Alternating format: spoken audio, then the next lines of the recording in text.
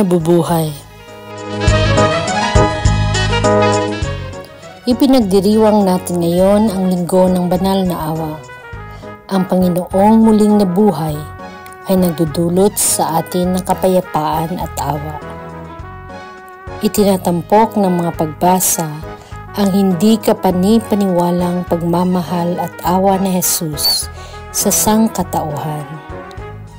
Binibigyan din nila ang kapangyarihan ng Diyos na gumagawa sa pamamagitan ng kanyang mga anak. Ang pangangailangang iwaksi ang mga pagdududa at magtiwala sa kanyang pag-ibig. Ibinigay ni Jesus sa kanyang mga disipulo ang kapangyarihang magpatawad ng mga kasalanan na nagpapakita ng walang katapusang awa ng Diyos. Inaanyayahan tayo ng kaloob na ito na humingi ng kapatawaran at magbigay ng awa sa iba. Ang mga gawa ng mga apostol ay nagsasabi tungkol sa mga apostol na nagtitipon sa portiko ni Solomon, gumagawa ng mga kababalaghan at nagpapagaling sa marami. Ang bilang ng mga naniwala sa Panginoon ay patuloy na lumaki. Ang awit 117 ay isang awit ng papuri at kagalakan.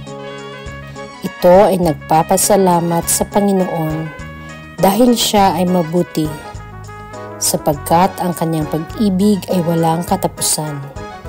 Ang araw na ito ay ginawa ng Panginoon. Tayo'y nagagalak. Sa ikalawang pagbasa mula sa Apokalipse, si Juan na ipinatipon sa isla ng Patmos ay nagkwento tungkol sa isang pangitain kung saan hinilingan siyang isulat ang lahat ng kanyang nakita. Natumba siya nang makita niya si Jesus na humipo sa kanya at sinabing, "Huwag kang matakot. Ako ito, ang una at ang huli. Ako ang buhay. Ako ay namatay at ngayoy mabubuhay magpakailanman. At hawak ko ang mga susi ng kamatayan at ng daigdig sa ilalim ng lupa." Sinasabi sa atin ng Ebanghelyo ni Juan ang pagpapakita ni Jesus sa kanyang mga alagad sa isang saradong silid. Nag-aalok siya ng kapayapaan at ipinakita sa kanila ang kanyang mga kamay at tagiliran. Sumainyo ang kapayapaan. Kung paanong sinugo ako ng Ama, gayon din naman sinusugo ko kayo.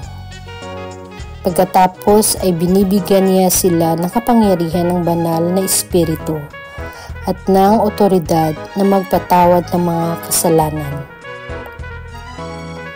Noong una si Tomas na tinatawag na kambal ay wala roon at hindi siya naniniwala na iyon ang Panginoong muling nabuhay. Pagkaraan ng 8 araw, muling nagpakita sa kanila si Jesus. Naroon si Tomas at hiniling sa kanya ni Jesus na hipuin ang kanyang makamay at tagiliran. Pagkatapos ay sinabi ni Tomas na, "Panginoon ko at Diyos ko." Sinabi sa kanya ni Jesus, "Naniniwala ka dahil nakakita mo ako. Mapalad ang mga hindi nakakita ngunit naniniwala." Pagninilay. Ang pangkalatang pokus ng mga pagbasa para sa linggo ng banal na awa ay ang mensahe ni Jesus ng pagpapatawad, pagkakasundo at ang kapangyarihan ng awa. Ang pinakatampok ay ang pagpapakita ni Jesus sa kanyang mga alagad na nag-aalok sa kanila ng kapayapaan at ng banal na Espiritu upang bigyan sila ng kapangyarihan na magpatawad ng mga kasalanan. Pagninilay-nilay sa ating sariling buhay, kung paano upang maranasan ang dakilang himala ng awa ng Diyos ay maaari nating pasanin ang ating sariling krus. Ngunit pati na rin ang krus ng mga nagdurusa sa ating paligid. Ang koneksyon sa pagitan ng awa at kapayapaan na nagpapatunay na ang tunay na kapayapaan ay isinilang mula sa awa ng Diyos at nagdudulot ng pag-asa na hindi nabigo. Manalangin tayo. Namatay ka, Jesus, ngunit ang bukal ng buhay ay bumulwak para sa mga kasalanan, at ang karagatan o awa ay nabuksan para sa buong mundo.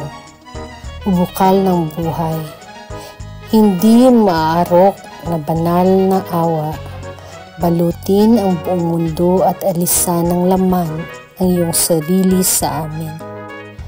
O dugo at tubig na bumulwak mula sa puso ni Jesus bilang bukal ng awa sa amin.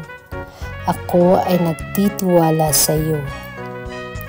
Walang hanggang Ama, iniaalay ko sa iyo ang katawan at dugo, kaluluwa at pagkadiyos ng iyong mahal na anak, Panginoon naming Jesucristo, sa pagbabayad sala para sa ating mga kasalanan at sa buong mundo.